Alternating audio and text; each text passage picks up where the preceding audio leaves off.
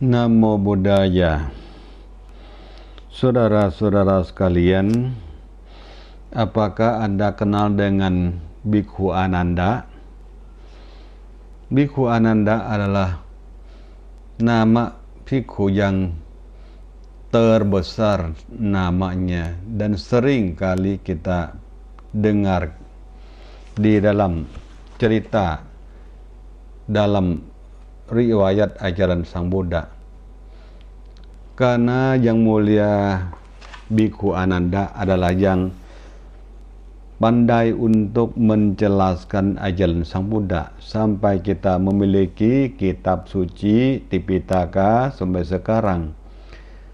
Sutta Pitaka itu diceritakan oleh Ananda.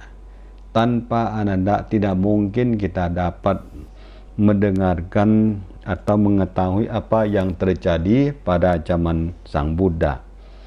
Maka malam ini atau hari ini Bhante akan menceritakan tentang riwayat yang mulia Ananda. Apakah Anda siap untuk mendengarkannya? Kalau belum siap, menyiapkan diri saja.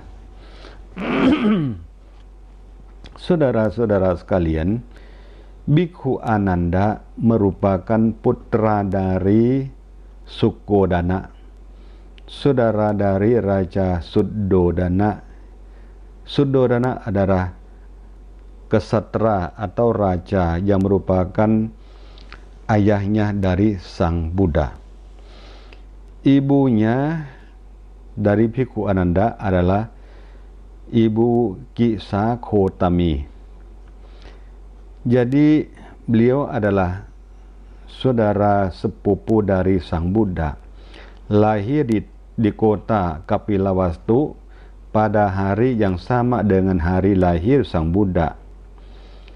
Bhikkhu Ananda Thera merupakan putra keturunan Sakaya, mendapat perawatan dan pendidikan yang baik. Beliau merupakan sahabat dekat dengan Pangeran Baddiya, Pangeran Anuruddha, Pangeran Bhagga, Bhakkhu, Pangeran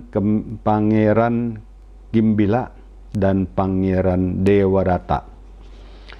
Ketika Sang Buddha melepaskan hidup berumah tangga, menjadi seorang pertapa, dan berhasil mencapai seorang Buddha, dan pergi mengunjungi ayahnya dan keluarganya di kota Kapilavastu pada masa-masa yang kelima setelah Sang Buddha mencapai kesucian.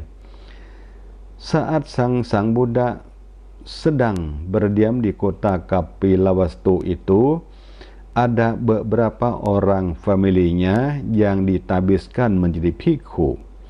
Hanya ada beberapa pangeran yang tidak ditabiskan menjadi bhikkhu, yaitu Pangeran Mahanama, Anuruddha, Baddiya, Bhakkhu, Gimbila, Ananda, dan Dewadatta.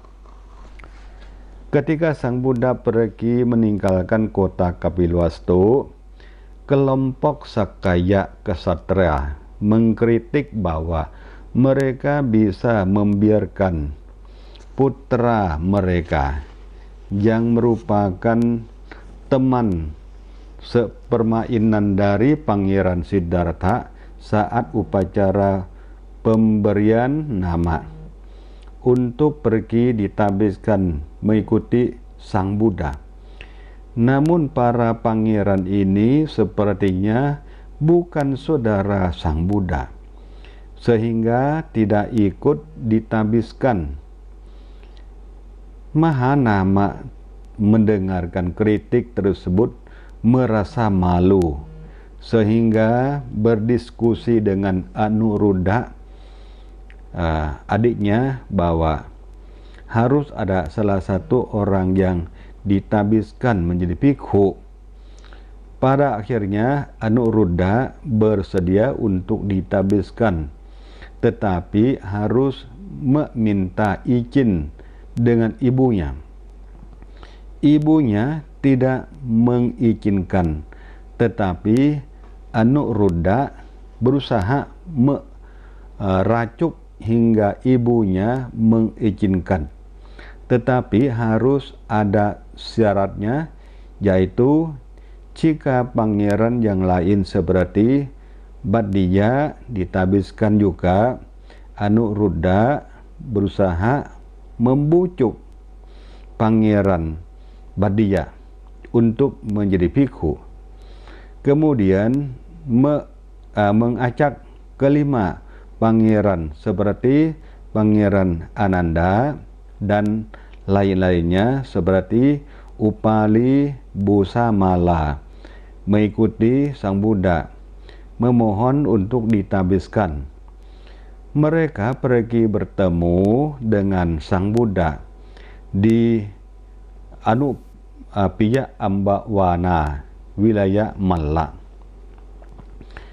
Yang mulia Bikhu Ananda Thera ditabiskan belum lama setelah mendengarkan khotbah dari Bikhu Punnamantani Putta, berhasil mencapai Sota Pati Phala, belum berhasil menjadi tingkat kesucian arahat.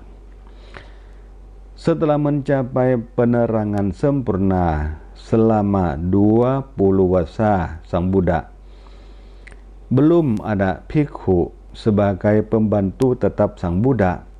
Hanya ada bikhu yang saling bergantian melayaninya, seperti bikhu Nakha Samala, bikhu Nyakita, bikhu Upawana, bikhu Sakata, dan bikhu Mekhiya. Terkadang dalam pergian terjadi kesalahan. Bikhu yang bertugas melayani pergi keluar. Bikhu yang baru belum datang untuk menggantikannya, sehingga Sang Buddha tinggal sendiri tanpa ada yang membantunya. Kadangkala bikhu yang melayani keras kepala, menolak perintah Sang Buddha. Contohnya, pada suatu hari merupakan tugas dari bikhu Nakha Samala Thera. Beliau mengiringi Sang Buddha pergi jauh. Begitu sampai di jalan dan jalan yang bersimpang dua, Sang Thera mengatakan kepada Sang Buddha untuk melewati jalan ini. Tetapi Sang Buddha berkata, jangan Nakha Samala, lebih baik lewat jalan ini, yang satu ini ya. Bikhu Nakha Samala tidak mau mematuhinya, minta berpisah jalan dengan Sang Buddha dengan sikap ingin meletakkan pata atau bowl Sang Buddha dan jubah Sang Buddha di atas tanah. Maka Sang Buddha mengatakan bahwa Nakha Samala, serahkanlah bowl atau pata dan jubah kepada Tathagata. Bikhu Nakha Samala menyerahkan pata atau bowl dan jubah kepada Sang Buddha, lalu berjalan melewati jalan yang diinginkan. Tidak lama kemudian bikhu Nakha Samala dihadang oleh kawanan perampok.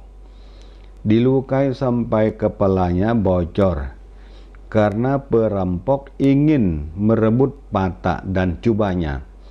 Maka mukanya bersimbah darah. Ia dengan cepat menemui Sang Buddha dan menceritakan apa yang terjadi. Sang Buddha berkata, jangan menyesalkan Naka Samala. Tathagata sudah melarang Anda. Karena sebab ini, Sang Buddha sering sering mendapat penderitaan jasmani karena dibiarkan tinggal sendiri.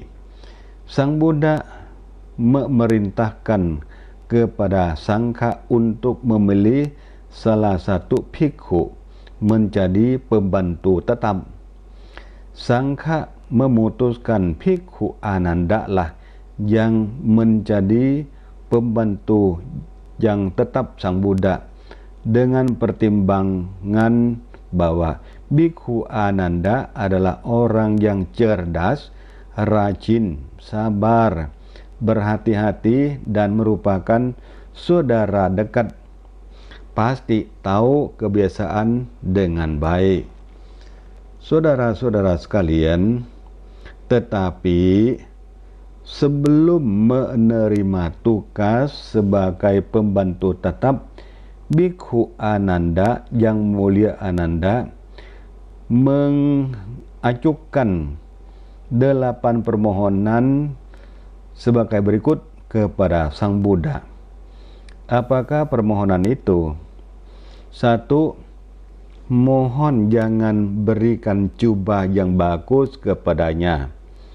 2. Mohon Sang Buddha jangan berikan dana makanan atau hasil pindapata yang baik pada saya. 3. Mohon jangan diminta untuk tidur di kamar pribadi Sang Buddha. 4. Mohon jangan ajak Ananda pergi ke undangan yang diterima oleh Sang Buddha. 5. Mohon Sang Buddha menghadiri undangan yang diterima oleh Ananda. 6. Mohon jika ada tamu dari jauh, saya, maksudnya Ananda, boleh membawanya menghadapi Sang Buddha. 7. Kapanpun muncul keraguan dalam diri Ananda sendiri, mohon Ananda diperkenankan bertanya kepada Sang Buddha pada saat itu juga. Yang kelima, jika Sang Buddha menyampaikan Dhamma Desana saat saya tidak dengar. Itulah 8 yang dimohonkan oleh Ananda kepada Sang Buddha. Selanjutnya, apa permohonan itu yang dimintanya?